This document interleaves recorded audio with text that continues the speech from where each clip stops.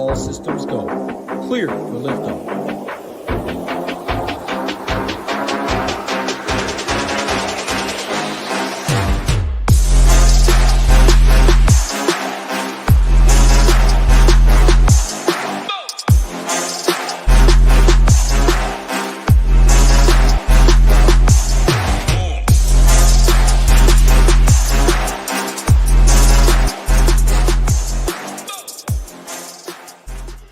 What's going on, everybody? Happy Wednesday. Rio and I back talking some hoops on the Mayo Media Network. Of course, before anything, do us a favor, hit that like button, hit that subscribe button, helps us out a ton. Pair by Cool Hands, Matt, Sean Sullivan, Jordan, Evan, Mark, Charlie, a lot of familiar faces, Lone Star, Gator Nation. Appreciate everyone hanging out. Hope everybody out here having a great day. Rio, throw it over to you, man. Are you having a good day? What are your thoughts on this 12 NBA games, but a 10-game slate like FanDuel and DraftKings have been doing recently? Yeah, I've said it before. I definitely like what they're doing with these shorter slates. Just kind of makes it a little bit easier on me as a content provider. Don't have to do all these 12 games. Makes it a lot longer. What I have to do in the morning is just getting the write-ups done, getting slate plan up and stuff. So I've definitely been enjoying it. It gives me a little bit of downtime in between the main slate and the showdown slate, which we have on our website over here that I do every night. But yeah, this is a fun slate. Got a couple teams on a back-to-back, a couple really big game totals, couple injury news, like always. I got a house full of dogs, so hopefully I don't mess up and stay on mute when they're barking, but I'll try to keep the noise to a minimum. Oh, and you're already on mute. See, I was literally just saying, you've done a lot better with the mute button than myself and Hoop. Me and Hoop has been struggling. Man, the new year hasn't done us any good there. Shout out Penn Stacks. I didn't even read this message, but Penn Stacks did make a late push. So shout out you. Giannis continues to destroy Indiana. He'll destroy any team. So we'll get there. Russell out, about to hit the gym. Sean Sullivan says, love to see that, Sean. Just got back myself. Man, 10 games, injury news. Hey, we thought yesterday injury news wouldn't matter. And what, Brandon Miller's out, Fultz is out. We got the Rozier on the slate. Of course, it's the NBA, it's the association. Crazy things will happen. Expect nothing less on this 10-gamer. But yeah, we talked about it. Obviously, if I had to say, I would have all the games on the main slate because not everyone wants to sit around their computer late swapping. However, you said a good point. Showdown content, night slates. We do have showdown. Of course, we have projections for all the games. For showdown, though, specifically, we do have Rio's. He ranks his favorite guys. He writes a little slate plan down below. His exposures, definitely a great piece to check out. And prize pools are big, and they get even bigger, obviously, as the season goes. But when they do break up these slates, they add the night slate and the showdown slate. I've noticed a little bigger prizes than usual. So 12 games. We're going to talk about 10 of them. Then the last two, again, projections we'll have at SHIPIT Nation, of course. Showdown core report, as always. Check out that slate plan. Rio puts a lot of time, does a very good work on that as well. Golf starting up tomorrow, man. I'm in the streets, of course. Very excited for that. Check out all the content up early as usual. And if you're not a member, MMA is not back this week. It'll be back next week, but still got NFL, NBA, golf now back in full force, NHL, of course. Use that promo code MAYO, gets you 10% off. Had to find the code or had to find the graphic. Use that promo code MAYO, gets you 10% off any membership. So monthly, 6-month, annual. There also is a weekly membership as well. It does not include the Discord, though. Anybody else in here? Jake's in here. Could be Travis is in here. Chip 4K in the night slate last night. Thanks to Rio for the projections. Love to see that. You've been crushing. Could be Travis. Maybe that is the secret. Getting all the way up there, 150 feet in the air. You can just see everything. Maybe you can see it better than everyone else. You can predict the future up here. Who knows? 40K, we move on. Who's saying that? Jordan, you hit 40K or what? I don't know where you're getting that 40K number, Jordan. Let us know. But hey, talk about big money. The 888 tonight on DK. I think it's 250K up top. Hopefully someone at SHIPIT Nation gets the job done. Good afternoon, Ryan. Hope everything is going well. Don't tell the bosses. We will not tell the bosses. Any initial thoughts on this? Stars and scrubs, the value, anything before we go game by game, Rio? No, not really. I did want to touch on something really quick last night, though. It was just a thought that I had with just kind of game theory stuff. We talked about it a lot in the slate, playing pods over Chris Paul just for the leverage. It's kind of the direct leverage, but I'm just thinking back to a couple games ago where we had the Sixers value was extremely chalky. You had, Melton was really high on 30-40% some contest. Oubre, Tobias Harris were getting owned, and then Maxey was the one to go off at lower ownership. And kind of similar to what happened last night with the Warriors, where obviously Wiggins, Chris Paul, Trey Jackson-Davis were getting ownership, and nobody was really looking to Steph Curry. He obviously crushed. He had one of his better games of the year. So I'm just thinking about that for future references when we have these chalk lower price tiers, and you have another stud in that same game with kind of a direct leverage that can change the way that your whole lineup construction goes, because everybody kind of builds the same way. So that's just kind of something to think about in future slates. Just had that thought. Yeah, no, definitely. I mean, we talked on Steph briefly, like Jaren Jackson. Absolutely. I was like, Jaren Jackson's really going to shove it to us. He did in the first half. He slowed down. Steph did. He had that breakout game. But yeah, that's a very interesting point, especially on shorter slates when ownership is more condensed. Everyone going to the cheaper, the mid-tier guys get different with Steph, who can obviously dominate all the usage. That is a sharp point there. Could be Travis, you playing the high dollar stuff, 888. I do have 3 tickets tonight, so I will be in that 888. If I did not, it's very rare that you will see me put that in my own money if I didn't have a ticket there. But I will be in that contest today, and it can't be any worse than that millie, or the mega millie that it was a couple weeks back on 0 for 5. So, hey, 0 for 3 is better than 0 for 5. Can't get much worse than that. But let's go game by game. What's going on, Ben? Hope you're having a good day, man. First game of the night, Washington Wizards, Cleveland Cavaliers, 239 total. Cleveland is favored by 9.5 on the injury report for Cleveland. Garland and Mobley are out. As far as the Washington side, let me pull it up. I'm not seeing anything on the Washington side. So just on the Cleveland side is so it's no changes, but Mobley and Garland continue to be out. Donovan Mitchell, he's going to be the most popular spend, I believe. Rightfully so. Probably 1K underpriced in this spot, 9,500 only. It's a 10-game slate, though. There's obviously plenty of stars you can get to with Giannis on the slate, Luke on the slate, etc. But you get a nice price discount with, pretty much, not the same ceiling, but relatively close without Mobley and Garland in this spot. Outside of him, Sam Merrill, Tristan Thompson, Jared Allen, shout out him, man. Playing awesome ball. Expect some ownership to be going there. Touch on that side, which is definitely more intriguing for me than the Washington side. But what are your thoughts? Yeah, so I think we have a pretty big enough sample size to know what the Wizards are at this point in the season. They're the league's worst defense, bottom 2 rim defense. So this is a really good spot for Donovan Mitchell, Karis LeVert, Jared Allen, obviously. Donovan Mitchell returned from the illness, 4-game absence, and just stepped right back into the big role. Got up to 36 minutes, I think, in both of the first games back. Yeah, not much to say about the matchup. It's awesome for him. He's a really strong spend, 9.5K. Definitely underpriced. And, yeah, he's one of the better spends on the slate. Jared Allen, yeah, like you said, he's playing some of the best ball of his career right now. He gets one of the best matchups in the league, too, versus for opposing centers against the Wizards, who are dead last in DVP versus center position. Yeah, it's been really cool to see what he's been doing lately. He's actually getting more touches, been adding some more playmaking to his game. So he's a solid play, 7.8K. Definitely think that there is a lot of upside for him. If you want to get into this game, you don't want to spend 9.5K or 8K for Allen. I think LeVert makes a ton of sense in the mid-tier, 6.4K. Shooting guard, small forward eligibility, shown the 40-point upside multiple times recently as well.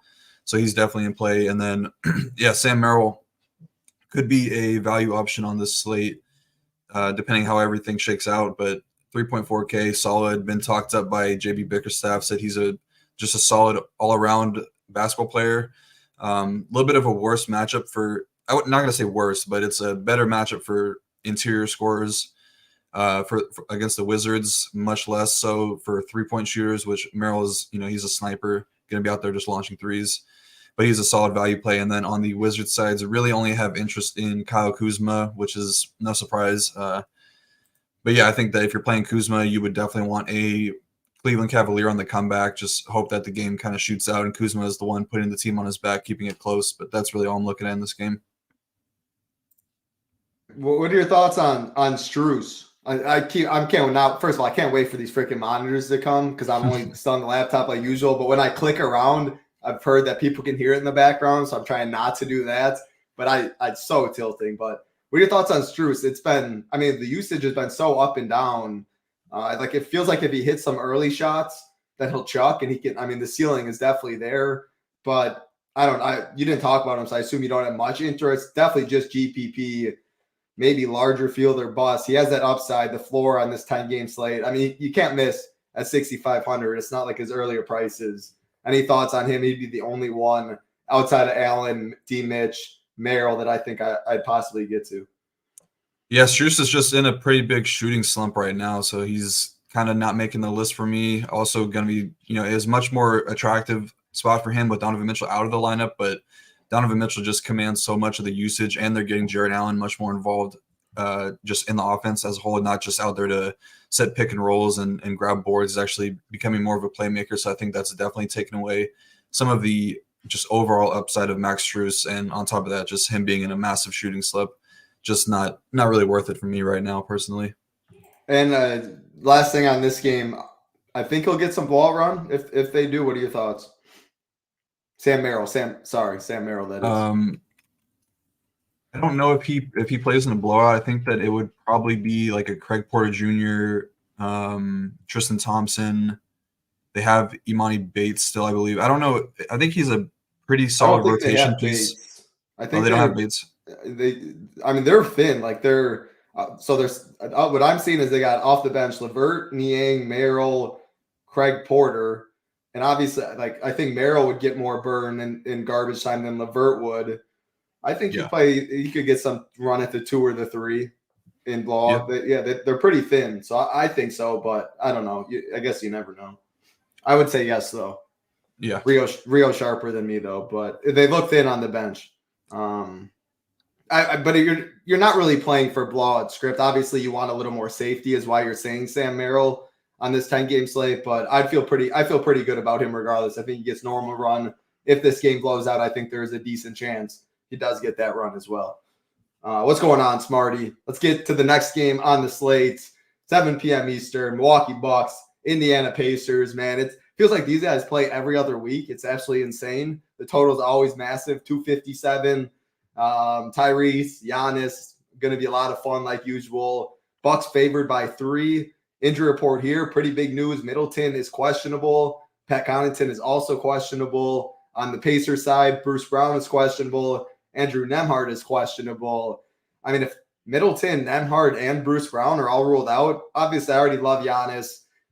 Is he going to continue to kill Indiana? Probably. Everyone knows about the game ball and all that situation. Always love me some Tyrese. Pace up matchup. Dame can't guard anyone. Beasley can't guard anyone. I mean, it's Tyrese's show. Even if there is a good defender, we love him. Besides those two, though, Dame 8-8 I think is interesting, especially if Middleton misses, even gets a bigger bump.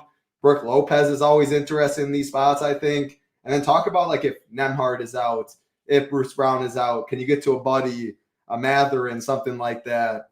Definitely an interesting game, though, with this monster total. For sure, the Stars. What are your thoughts on the secondary pieces, too? Yeah, first of all, shout out to Marley in chat. Just want to say what's up to him. I'm sure he's MMA's excited. Back soon. Yeah, I know he's itching to get back to MMA. But yeah, obviously we've seen these teams play. I think this is the 5th time that they've played, maybe 6th time they've played all season. So we kind of know how it's going to go. Both these teams going to play up in pace. The Pacers still, I think they're the fastest overall pace team in the league, giving up a ton of points to interior scorers. So obviously that's Giannis's music. He had a little bit of a down game in terms of his scoring output. The Pacers were throwing a bunch of double teams at him, but I mean, he still put up a 30, 18, and 11 stat line. So, I mean, he's like the top spin on the slate matchup wise. He's got the best matchup for all the studs. So there's not much to say. Price tag's getting up there at $12K, but I think it's definitely warranted. That's kind of where we're used to seeing Giannis in years prior. So he's definitely top spin on the slate. No hot takes there for him. But yeah, if Middleton can't go, like you said, Damian Lillard definitely going to get more usage. He sees the biggest usage bump in terms of his season average output, sees a big bump in his fantasy scoring as well. So I think that he would definitely be in play. We know Dame more as a 3-point shooter Pacers really good 3-point defense, but I think it's more so that they're just so bad with their rim defense that teams just kind of flow to the inside. I think, but Dame he's been driving a lot this year. He's up to 12 drives a game on the season. So I think that he makes a ton of sense as a piece in this game that's going to come in with lower ownership, and you're not spending almost $12K in salary. So I think that he's a really solid play. Bigger boost to him as well. If Andrew Nembhard is out, he'll probably see. Oh, if Nembhard and Bruce Brown are, I think it's a really good spot for Dame regardless. But yeah, I think that he'll probably see a weaker defenders, like maybe a Mathurin if he's in the starting lineup, or Buddy Hield. Will they kind of try? I mean, I think Tyrese is a solid defender. You think they're going to save him a little bit and throw him on a Beasley and hide him? I can't remember what they exactly did with Tyrese and when they played recently. Is that what they've done? They've hit him on defense? I'm not sure. I don't remember exactly. I know Nembhard is on Dame. Yeah. Yeah, Nembhard. I know for sure Nembhard is going to be on Dame. Yeah. But yeah, if Middleton can't go, that will probably open up a starting spot for, I'm guessing, Andre Jackson. I don't think you're really going there though. He's min price, so I guess if you wanted to make a case for it, but he's going to be out there to see a couple, like maybe one rotation each half for 6 to 8 minutes, and he's been just a super low usage guy. He's just going to be standing in the corner, more so there for his defense. I think that would, if anything, give Beasley a higher minute ceiling. That would probably give Campaign some more minutes. Maybe Beauchamp comes back into the rotation. I would like Pat Connaughton if Middleton was out, but I don't know if he's even going to play. I think he got downgraded to questionable, so he may be out.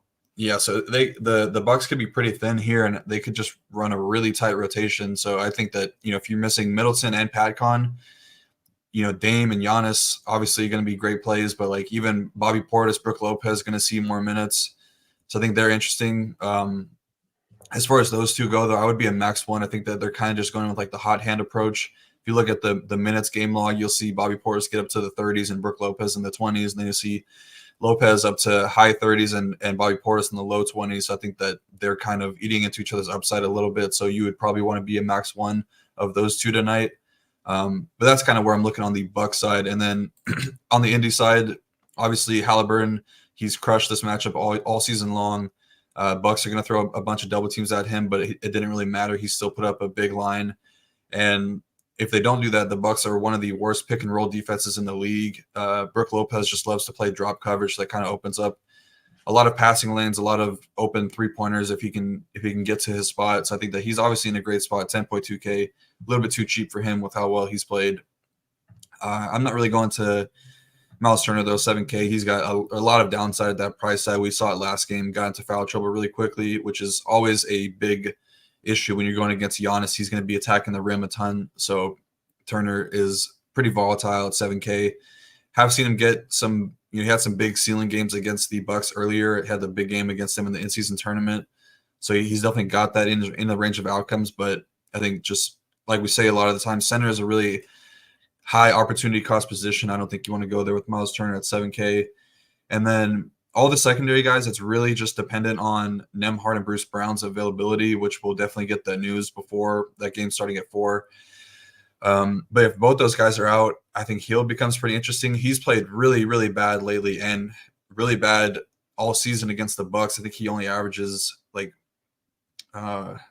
averages 6.5 points a game on 25% shooting against the Bucks in the 4 games they played this year. So he's got a really low downside, but a little bit of a better matchup for 3-point shooters against the Bucks. They've been a little bit more of a 3-point funnel historically.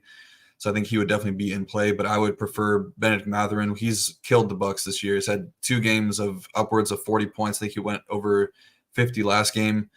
He would get a really big bump in his minutes if Nembhard and Bruce Brown were out.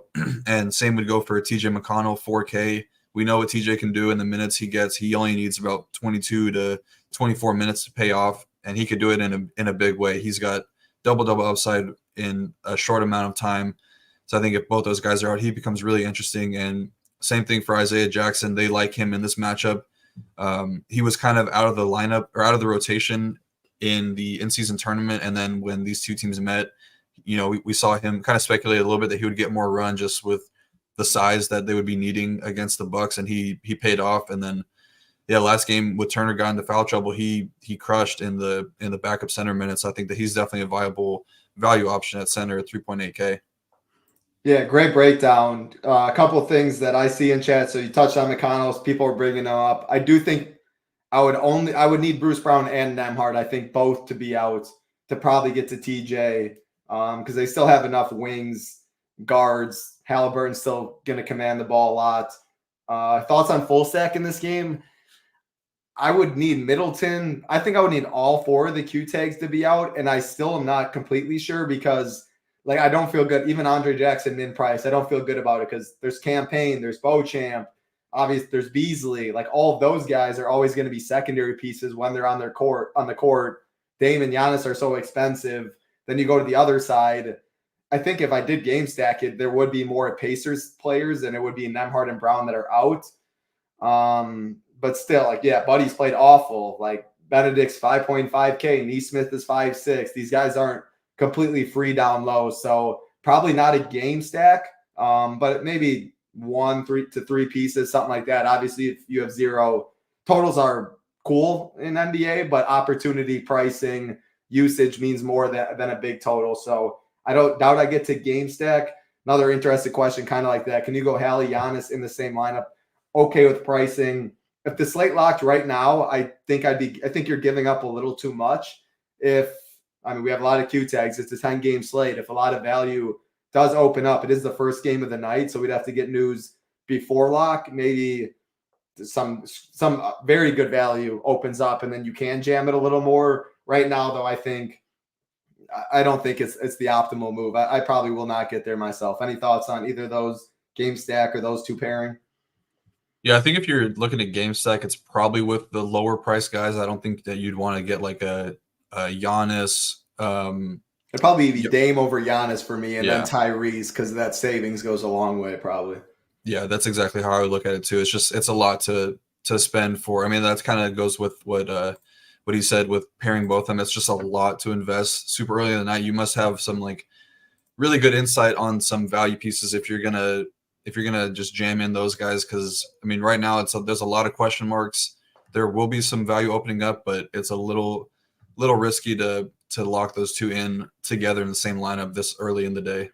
Yep, absolutely. Let's take a little 30-second timeout quick. Pretty much 6-second timeout. Do us a favor, hit that likes. It is the word hurtful. It is definitely hurtful right now. 2 seconds. We appreciate that thumbs up. Next game on the slate, yes, it's definitely okay to play D-Mitch and Halliburton. The D-Mitch to Giannis, what is that? It's 2,500, 2,400, something like that. Off the top of my head, that goes a long way. So 2 studs is viable, and you can make an okay lineup with Tyrese and Giannis. But again, I want better value to open up to do so. But yes, 2 studs like that in the high 9K, low 10K range is definitely viable on this slate. OKC Thunder, Atlanta Hawks. Another big total, 248. OKC favored by 1. This game is at 7:30. So the first 2 at 7. This game's at 7:30. Then a lot of 8 p.m. games. Obviously, OKC coming off a back-to-back. Josh Giddey absolutely smashed. SGA continues to do what SGA does. So fun to watch. Again, taking on the Hawks. No injury report on OKC. As far as Atlanta, DeAndre Hunter is out. We're talking studs, man. SGA going to be pretty low owned, I think, on this spot. 10.5K. He can always play the man. I like him again. Trey at 10.3K, I think is okay. I much prefer SGA though. I prefer D-Mitch for cheaper. Maybe you have a different take there. My favorite play though, it's no hot take. Jalen Johnson, man, 6.3K at the power forward position. Great game environment for him. I can see him feasting in this matchup. Talk about Giddey as well, coming off a monster game, but I think it's an interesting, good amount of pieces in this one. Start on SGA and Trey though, and work your way down.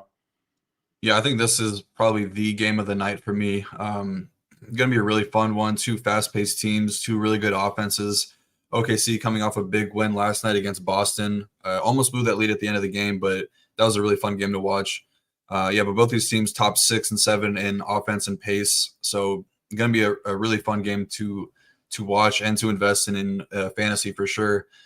Matchup-wise, Hawks are definitely more vulnerable on defense than OKC. Their bottom 4 rim defense bottom 10 3-point defense, bottom 3 in transition, and bottom 4 just overall defensively. Whereas OKC, they're a top 3 defense, top 6 rim defense, top 2 transition defense, but they can get had a little bit by 3-point shooters or bottom 8 in 3-point defense. OKC definitely, I mean, they're the best transition team in the league too. So this is a really big spot for some of these guys in OKC. SGA, starting with him, big spot for him. Huge rim funnel defense, awful transition defense, kind of perfectly sets up for him. Going to see a lot of DeJounte Murray on defense, which, I mean, the Hawks are a top DVP team to opposing point guards because of DeJounte Murray, but right now just matchups don't really matter for SGA. He's playing as good as anybody in the league. We just saw him last night cook Drew Holiday and Derek White all night long. So I think he's a great spend-up option, going to look to build on his MVP campaign.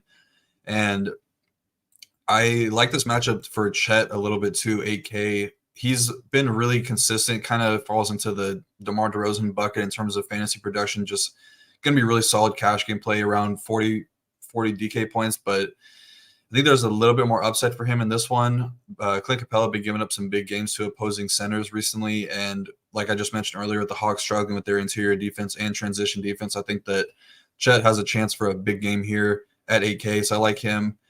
Outside of that, though, I mean, Josh Giddey, I think you go back to him, it's definitely, I mean, he played really well last night, but if you watch the game, the Celtics were kind of just letting him launch from 3, and he got hot and had a good game, but I don't know how often I would think that Giddey would have that similar type performance. I mean, this is a pace-up game, but Giddey has been losing minutes to Casey Wallace, Isaiah Joe. He's definitely at risk. I mean, he didn't even see a ton of minutes last night. I think 26. He only got 26 minutes. I don't love it. I mean, we liked it yesterday more because the nature of the slate, and he just fit builds that mid-tier stuff. But man, he ran as good as he possibly could have. I don't love it nearly as much on this slate.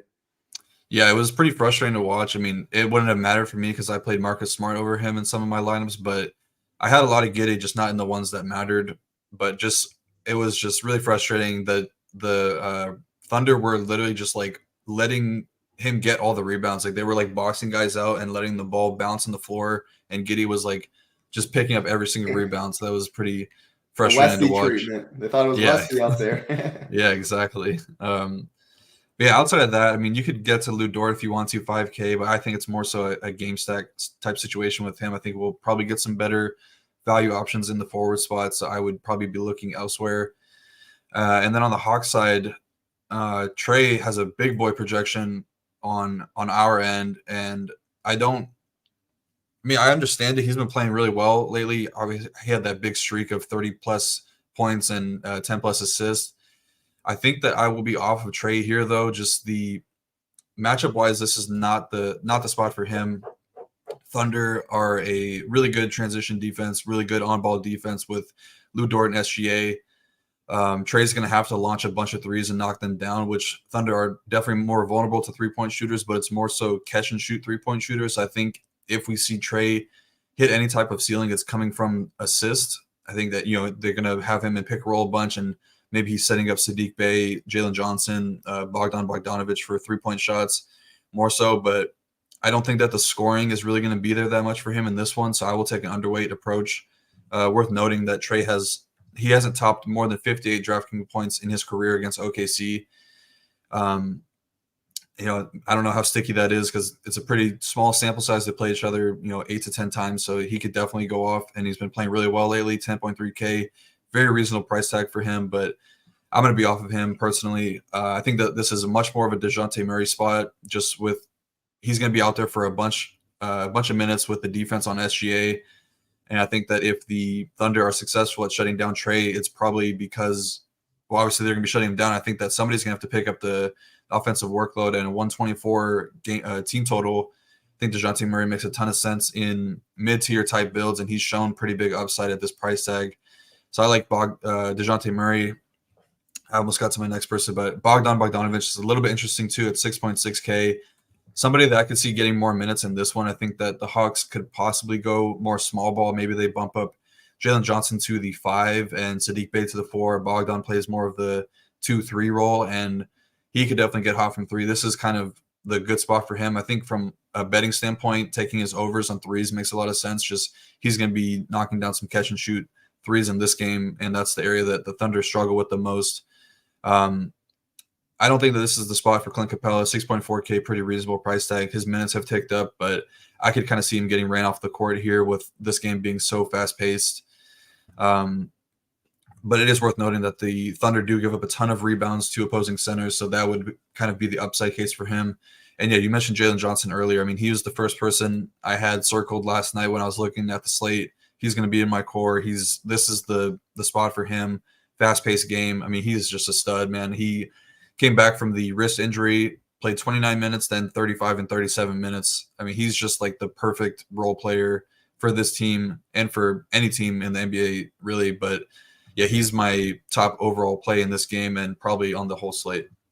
He's so athletic. It was crazy. He didn't really work out with Duke. Obviously, a little ego attitude in his with Coach K and stuff. But man, I love Jalen Johnson in this spot. I like your check call. Center's always loaded. Looks like to be another pretty strong 2-center night. But AK, he definitely has that upside. I don't mind that one bit. The SGA MVP, I mean, him and Embiid, I think it's those two right now pretty clearly in their own category, but still a ton of ball to be played. And who knows who judges MVP and stuff anymore. Was there anything else in that game? Oh, did you see how Jaylen Brown looked at is on Twitter, how Jaylen Brown looked at Giddey at the end of the game? No, I missed it. It was geeked. You'd have to look it up. He was just giving them the stare down. But that's enough of that game. Definitely love this game. I agree with you on Trey though. Like I'll find the 200 for SGA. I much prefer D-Mitch for cheaper as well. So probably left out there. Don't mind your DeJounte shout, 7.7K as well. Definitely love Jalen Johnson. SGA by far the two favorite plays in this game.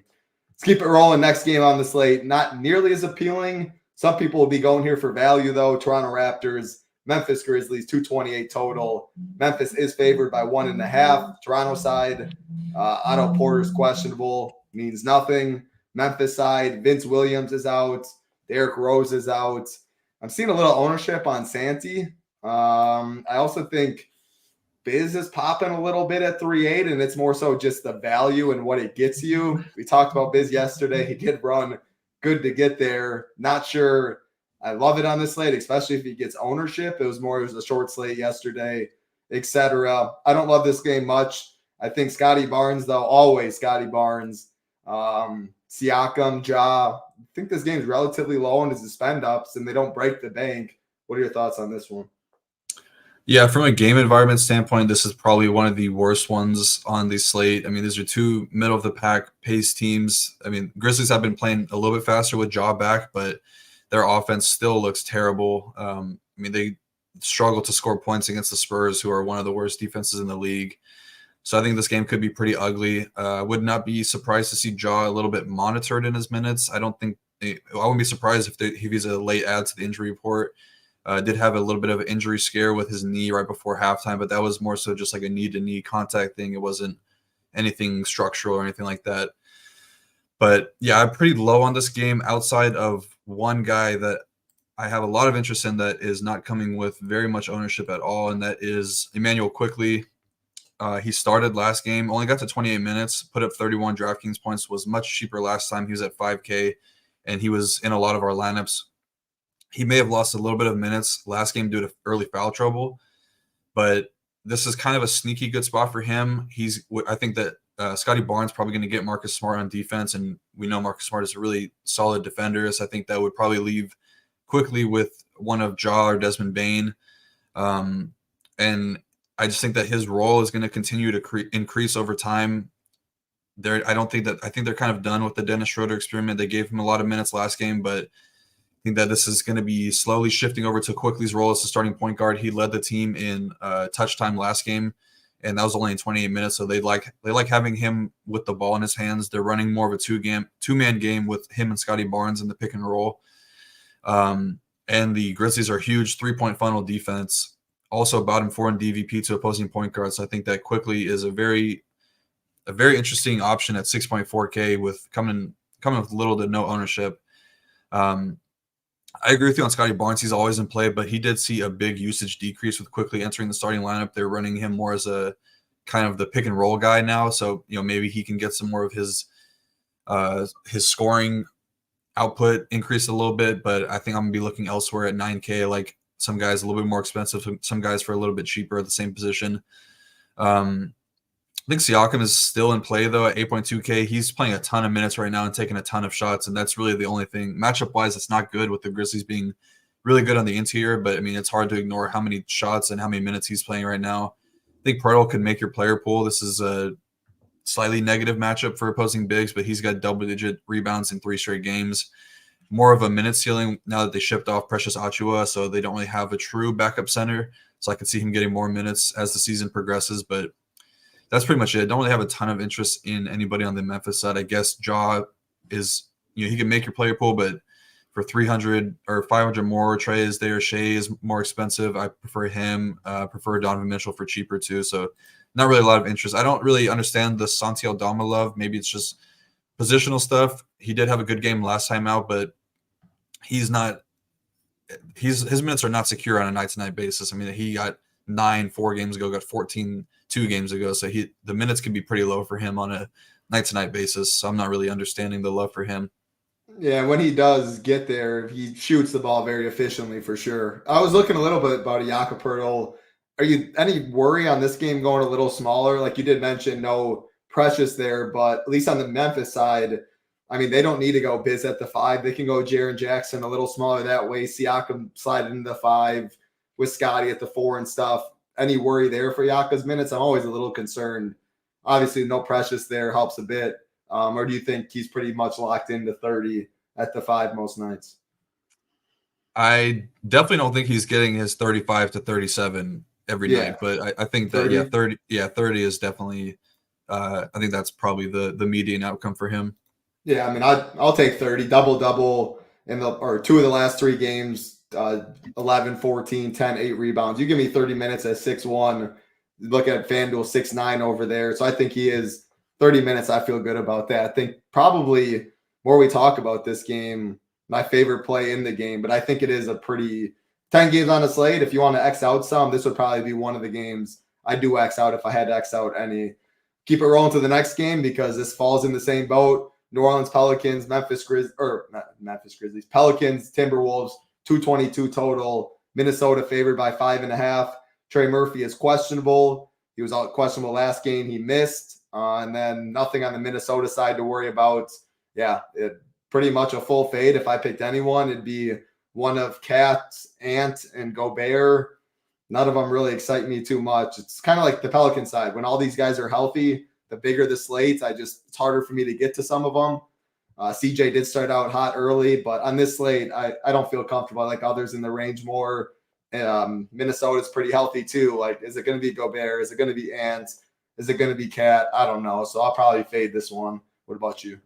Yeah, I agree with you. I think that the only person in this game that really would make my player pool would be Karl-Anthony Towns. It's just a price tag thing. Got back to his normal minutes last game, 32, put up 41 DK points. I think that you'd be pretty happy with that at 7.8K. But outside of that, not really seeing too much. This is going to be a defensive battle. Both teams really solid defensively. Surprisingly, the Pelicans have been playing really good defense of late, and the Timberwolves are obviously number 1 overall defense in the league. So pretty off of this game as a whole. Lockstep there. If we had to fade 2, we liked a lot of the earlier games. Those 2, I think, are pretty interesting fade spot there. And what's going on? Coach, I remember you said it yesterday. Coach Jay, I'll see you all the time. What is going on, my man?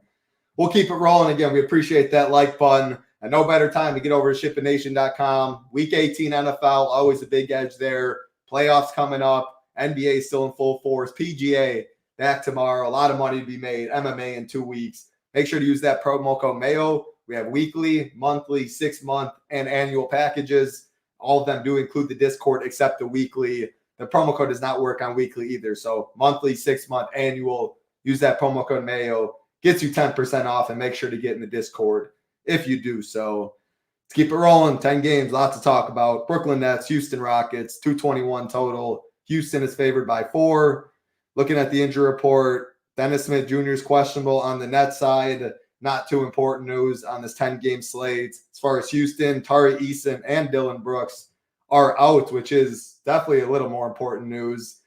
Looking at this one, and I'll just throw it right to you. Does the Brooks news do anything for you? pretty low total, close spread though. What do you see? I think you meant Eason, but yeah. I mean, Eason both. and Yeah, Brooks are out. But Brooks yeah, has been out. Eason's the one that means more. Yeah. Yeah. Yeah. I mean, all that's going to do really is just give Jabari Smith a higher minutes floor. I think that Eason's kind of been eating into him a little bit. That'll probably just keep Jayshawn Tate into starting lineup, but I don't really think that he's a play as a value option. Just such a low usage guy with this team with Sengun and Fred VanVleet taking up, Jalen Green, Jabari Smith taking up a lot of the usage. So this is another game I'm kind of okay Xing out, except for one player on the net on the Rocket side of things. Sengun. I was gonna say Fred VanVleet actually. I like the spot for him. Just looking over the last 11 to 10 games for the Nets, they've been really struggling defensively, and they were getting killed by 3-point shooters, which is kind of sets up well for Fred VanVleet in a close game environment, which I don't know if the Nets are even capable of keeping a game close right now with how bad they've been. But if the game does stay close, we'll see Fred VanVleet get close to 40 minutes. The assist numbers are high, really good 3-point shooter. So I think that matchup-wise, this is probably one of the better matchups for Fred VanVleet. I guess the same could kind of be said for Jalen Green and Jabari Smith, but they're getting up there in price tag. Floor has been pretty low for Jabari Smith past couple of games. Did flash a ceiling against Atlanta a few games ago, but it took him 42 minutes to get there. And I don't think that he's going to get that high of minutes on a night-to-night basis. So really just Fred VanVleet for me in this game, and the Nets are full fade. Fair enough. Is it the matchup? Is it worried about this game? I mean, Sengun's props, he's double-double is 24 and 10 right now. He's been playing good ball in the minutes. He hasn't really hit that ceiling yet.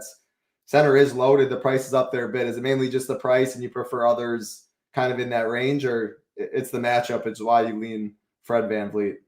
A little bit of both. I think the price tag is getting up there. I think it's definitely a warranted. He's been a stud this year, but just on this big of a slate, we always talk about centers. The opportunity cost there is really high, so you can't miss on that. And matchup is not as good as it is for Fred VanVleet. Claxton, pretty solid defender down low. I mean, matchups don't really matter for a guy like Sengun. He's going to get there in multiple ways, but I think I will just side with Fred VanVleet here. Just cheaper price tag, different position also.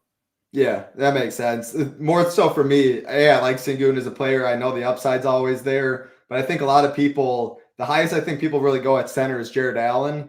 So you kind of flip the build and get on a little different path there and expect some ownership or some value to open up. But I think Jabari Smith, VanVleet, Sengun, probably max one for me.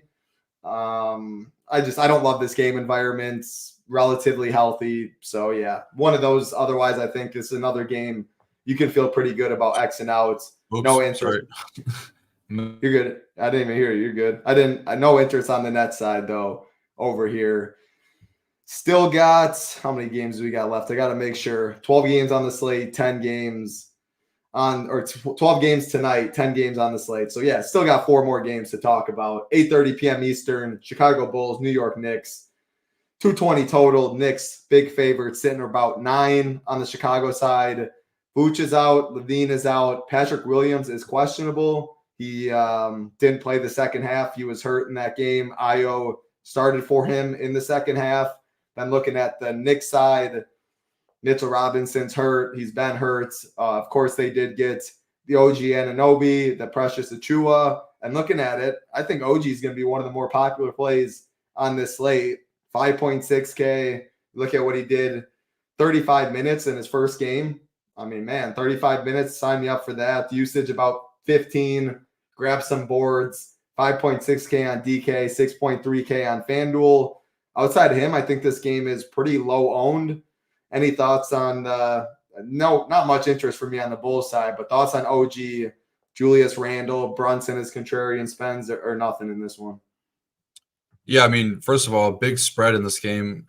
Knicks favored by 10. So that I was thinking that both Kobe White and Patrick Williams were sitting, but now it's probably just going to be Patrick Williams. So I think that would just open up some minutes for sure. Ayo Dosunmu going to get a higher minutes bump. I think that will probably bring Dalen Terry into the rotation to some degree. I'm not sure if that would make him a starting player, but I have interest in him as a value option if Patrick Williams is out. 3.3K power forward, so I think he'll probably be pretty popular, but I kind of like that a lot. Just kind of set it and forget it at that position. But yeah, on the Knicks side, I don't think that we can get to Brunson or Randall at almost 9K a piece in such a terrible game environment where they're favored by 10. I mean, we know how slow the Bulls play. The Knicks are a really slow-paced team. And matchup-wise, much better for three-point shooters. The Bulls are a huge three-point funnel, especially to catch-and-shoot guys. So, yeah, sign me up for OG Anunoby. Like you said, had big minutes in his first game with the Knicks. We know Tom Thibodeau loves to play his guys huge minutes. So I think that OG is really safe for probably about 35, 36 minutes a night.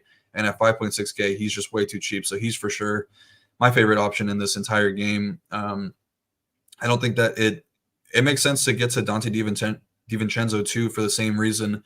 We like OG. I think his minutes are pretty safe and good spot up shooter. Had a huge game a couple games ago. Went for 60. It was the game they traded that same day. Yeah. He finally showed. I've always been a Dante guy since the Nova days, and the Bucks had him. I was sad to see him go, but yeah, he showed out, man. Yeah, he's a fun player, solid role player for sure. A big ragu like him. Like Jordan. Yeah, I mean, the dude can fly.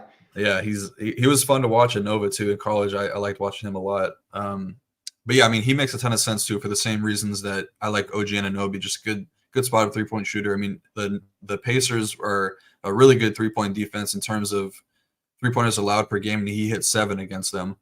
So I think that he makes a little bit of sense. But yeah, that's really it. Looking for the value pieces in this game mainly. I would be a little bit cautious with the projection on Precious Achiuwa. He only got 9 minutes in his first game, and I think that it's going to take him a little bit more time to kind of find his role within this team. They still have Taj Gibson to back up center. I'm not sure how they split up the center minutes last game, but they like Hardenstein a lot. They trust him, so I don't think that Precious is guaranteed to see 18 minutes, which is what we have him projected for. So I would be a little bit cautious with the projection on him. Thoughts on Hartenstein? Not the matchup for him, not against Drummond. I'm okay with getting away from him. I like it. Makes sense. Bananas, first time seeing you in here, probably first time checking it out. May I please have a 14-leg parlay? My thoughts is I would go donate whatever you're going to put on that to a charity, and because the sports books don't need it, but 14-leg parlay, man, we can't really help you there. If you go back through the show, a couple people we like maybe hit some overs. We don't like hit some unders, but yeah, I don't know. If someone's confident or recommending 14-leg parlays, I'd probably find somewhere else to go. But hope you're having a great day. Thanks for checking us out. Hit that like button. We appreciate it. 3 games left on the slate. Portland Trailblazers, Dallas Mavericks, 238 total. Dallas favored by 11.5 on the injury report for Portland. Simon's questionable. Kamara questionable. Moses Brown questionable.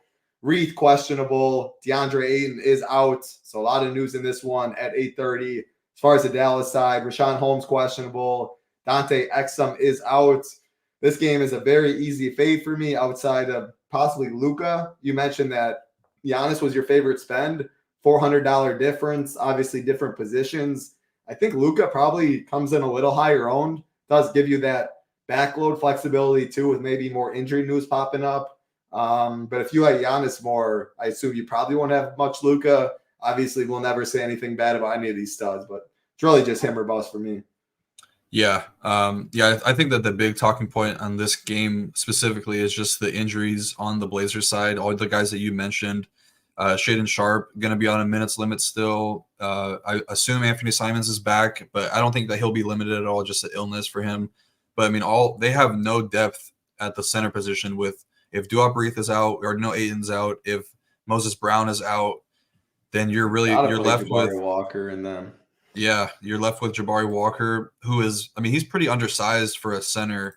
I was watching the game last time out. I needed some more points from him to min cash, and they took away a double-double from him for some reason. But I mean, he's pretty small for the position. Yeah. So I think that, it's gross. I don't even know anything about this guy. He's a G leaguer, but the Ibu Baji, 3.8K. Probably would have to start, if not play, split center minutes with Jabari Walker. But I would only go to him, obviously, if all of Reith and Moses Brown are out. He's 3.8 too. Isn't that crazy? Like, he ain't even 3K. Yeah. DraftKings has been on top of this stuff all year long. It's been really frustrating for value, but I guess it makes it more competitive, which is fun. But yeah, it's pretty much just Luka or bust on the Mavericks side. I think that if you wanted to get into this game a little bit deeper, then Kyrie makes sense. He's only 8.3K. Got a really solid projection, going to come in with low ownership, but just a solid price tag for him.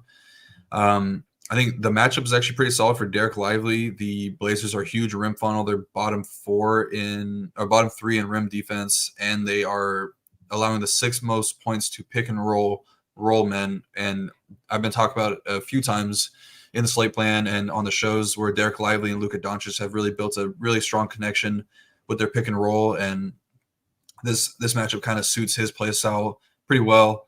Not sure I'll be going there though with huge spread, but yeah, it's a cross-off game for me mostly unless we get some insane value on the Blazers side.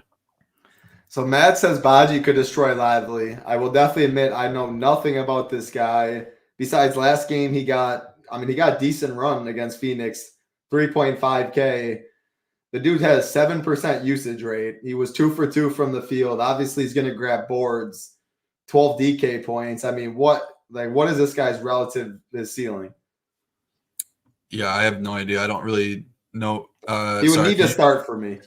I was just laughing at Jake's comment in chat. It's funny. Yeah, I know. I saw it. I wasn't going to pull that up, but Jake's a funny dude. Yeah, he's got like him if he starts, I mean, I don't know. At 3.8K, it's one of the later games on the slate. I guess if he fits some builds, he fits some builds. Him or Biz, if you had to pick. He's starting, him or Biz. I'll take Bocce. Any chance I can get to get off of Biz, I will take that chance.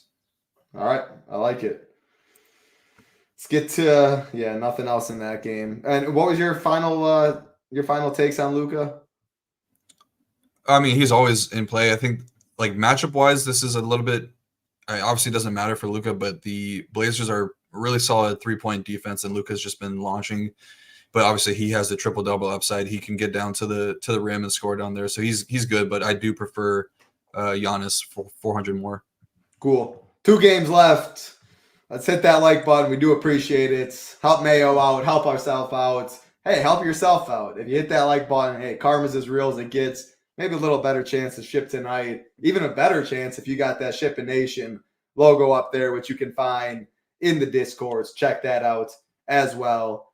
2 games left. Los Angeles Clippers, Phoenix Suns, 233 total. Clippers are favored by 4. No injury news on the Clippers. They are healthy. As far as Phoenix, KD is out, just like he was last game. Metu started. I expect that again. As far as this one, I don't know. Kawhi's price tag's interesting, but I just hate playing these guys when they're all healthy. So on this slate, I doubt I get there. Booker, by far my favorite play. Touch on him, touch on Bradley Beal. Anything else in this one without KD? Yeah, I hope that some more ownership flows to this game because this is one I'm pretty confident I'm going to be Xing out. Yeah, like you said, with the Clippers fully healthy, all 3 studs in there, kind of none of them have really big upsides. I guess James Harden might have the biggest just for the assist, possibly triple-double upside if he can get there. But yeah, just tough to click. I mean, they're all priced up right around each other to 8.7, 8.4, 8.3. I think there's some really good options around that same range. So you're kind of taking a big risk going one of these guys over the other. I mean, I prefer DeJounte for cheaper. I prefer Cade, Damian Lillard for a little bit more expensive. So I'll be off the Clippers side pretty much entirely. And then the Suns side, kind of a similar story too. I mean, this is kind of a tough matchup. The Clippers have played overall, just the Clippers have been really turning things on lately. Their defense has been really solid with Terrence Mann in there. Kawhi, obviously. Zubac is a really solid defender down low. So I think they have enough guys to make things really tough for Devin Booker. I think I'll be off of him as well. Bradley Beal. Nurkic is probably the most intriguing option to me on this team, but still 7.6K is pretty expensive. He's added some more playmaking whenever one of Booker or KD or Beal sits. So I think his floor is a little bit higher now, but tough matchup versus Nurkic. And then Bradley Beal, I don't think I can get there at 7K. He's just not doing anything besides scoring right now. They're kind of relying on him a lot on defense as well. And yeah, 7K, I think you really need like 30 plus, 35 plus points for him to start to reach a ceiling that's going to bury you for not playing him. So I'm pretty confidently just going to X out this game as a whole. Yeah, makes sense. The book appealed to me. Obviously, no KD. He's one of the best in the game. He can always get there. The game logs haven't been great, but a lot of it's that 9.4K price tag with D-Mitch 9.5. Book might be 1% owned. D-Mitch could be 35% owned. Like, just looking at that game theory. And then also, that means you're backloading, you have money, and if news breaks and stuff, you have more flexibility. But in a vacuum, D-Mitch definitely the way better play than D-Book. But it would just be him or bust there. Hey, Sean, share it with got your 14-leg parlay. Share it with our man Banana up above. Kevin, we appreciate the words, but hey, I saw that on New Year's. You tagged me, said Happy New Year's, thanks for the money. I don't think you won a $5 head-to-head for $4 or 10 for 18. So that's why you enjoy seeing me in the NBA streets taking my money. Game's still up there for you to take today. Rio, though, helped you kill on Showdown. Hope everything going well, Kevin. I did see that tweet, though. I did like it, but then you deleted it. Also, All it's right. a nice beard if that's him in the Abbey. It's a sick. Oh, if that's you, that is a dope beard. But I see flowers and all that in there, so I'm not sure that's all him. All right, last game on the slate. Talking Bowl. Any interest in Bowl? We're gonna get to He's on Phoenix, I believe. He got more run, or he was in the rotation last game. He got up to 19 minutes. Yeah, any thoughts there? That's interesting because they did come out saying he was going to be in the rotation. Nasir Little was the spot he did take. Always a good point per minute guy. What are your thoughts? Yeah, I sorry for overlooking him. I totally forgot about that. But yeah, I mean, anytime you get a chance to play Bowl, I think you should definitely take it. If they're going to continue to play him, we saw that report like an hour or two before the game where Frank Vogel said that he was going to be in the rotation. So hopefully he is going forward. I think you could definitely take some shots on him. 3.5K with power forward eligibility, which is awesome. So yeah, I think he's for sure in play tonight. Sorry for overlooking that. No, that's definitely a good shout, Ben. Yeah, that report came out of nowhere. And anytime you get 19 minutes, he had 23 DK points, 11 and 9. The dude's just a freak. So I would love the Suns to give him more minutes, especially without KD, like a Dollar Tree version of KD, so to speak. I think that is interesting at 3,500. So good call there. Last game on the slate: Detroit Pistons, Utah Jazz, 240 total. Utah is favored by 8.5 on the Utah side. No injuries to worry about for Detroit. Isaiah Stewart's still out. Kevin Knox, I don't know how the dude starting in the NBA, but he is probably going to continue to start. As far as actually, it's your Utah Jazz, man. I'll let you take this one away. What you got? Yeah, really another attractive game environment on the slate. Pistons obviously struggling on defense, one of the worst teams in the league. Interior defense has improved since they got Jalen Duren back, but still they're giving up pretty big games to lead ball handlers, so that sets up pretty well for Jordan Clarkson and Colin Sexton. Jazz are kind of in the similar boat on defense. They've improved on the interior with giving more minutes to Walker Kessler, and I guess John Collins kind of helping out down low a little bit, but they've been more solid down there, also giving up big games to lead ball handlers, just not have a ton of on-ball defense. They are dead last in transition on the year, so I think that the Pistons have a chance to hang around, and if they do, we could see some big scores out of a few of these guys. Cade is definitely the guy I'm looking at. I like him always in this range of mid 8Ks, doesn't come with a lot of ownership, shown big upside. Obviously had one of his worst games of the season against the Rockets, but nothing wrong with that. I mean, the Rockets are a really solid defensive team this year, so I think that it was kind of warranted, but he killed this matchup earlier in the year. They played a few games ago. He went for 28, 10, and 6 in 39 minutes, put up 56 DK points. So I think he has a really big bounce back game here. I like Cade a lot. I think Jalen Duren is a really sneaky option at 6.9K. Kind of suits his play style a little bit better too with the transition scoring. I did mention that the Jazz are a little bit better with their interior defense right now, but I think that he's just a stud and he could definitely put up a big game here. I think the matchup is kind of better for him too if Walker Kessler were to get more minutes, because we know that Kessler's not going to really be taking him out to the three-point line, so that could kind of just boost up his opportunity for rebounds and blocks. Jaden Ivey, also 6K. Minutes have come down a little bit since they've been giving Alec Burks and Killian Hayes more run. So I think it's a little bit risky, but matchup-wise, really good matchup for him. He did really well in the same game, went for 50 DK points, but I think I'll stick to Cade and Duren on the Pistons side. I think that Burks could make your player pool as well. 4.3K, been playing pretty big minutes off the bench. 23, 19, and 30, 26 in his last 4 games. So he's a very just like a good offensive scorer off the bench, spark plug type player. So I think he's definitely in the player pool. You want to say a little revenge game? Yeah.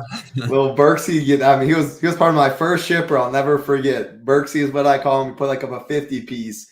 Always a soft spot in my heart. But he's a hooper. And Kevin Knox isn't a hooper. So when the game gets late and it's close, Knox ain't in. Alec Burks is in. So yeah, I like that Burks call. I'm glad you said that. Maybe it'll make one of my teams throwback to win me all the cheese late. Yeah, I mean he's shown big upside too off the bench. We've seen him multiple. I mean earlier in the season, I think we were playing him a good amount when he was coming off the bench. So I think that in that same range, he's probably one of the better plays, just with the the game environment baked into it. So I definitely like Alec Burks.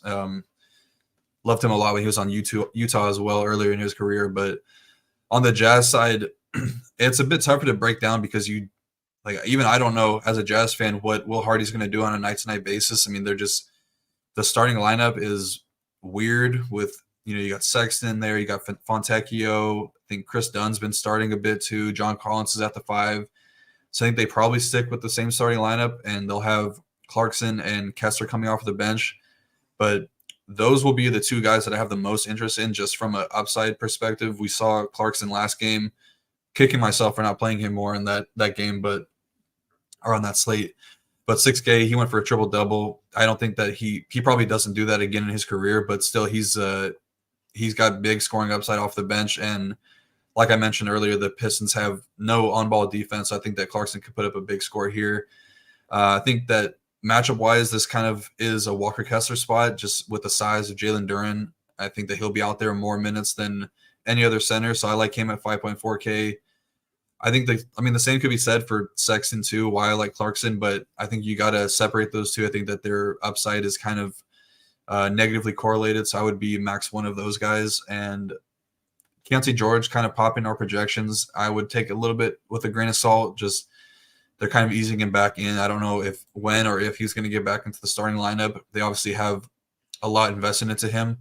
But yeah, 5.7K. Point guard eligible only. I think that I will take an underweight stance on him. And Lauri Markkanen, same thing that Will Hardy talked about, managing his minutes a lot. So there's just no reason to run him out there with this team not really competitive. So really just looking at Jordan Clarkson and Walker Kessler on the Jazz side of things. Great breakdown. Yeah, I like Kessler. I like Cade and Duren. So I think both centers in play. And of course, Burksy. I like that shout for sure. Could be Travis's laughed. And hey, I was playing, this was probably two or 3 years ago, Ultimate Texas Hold'em in Vegas.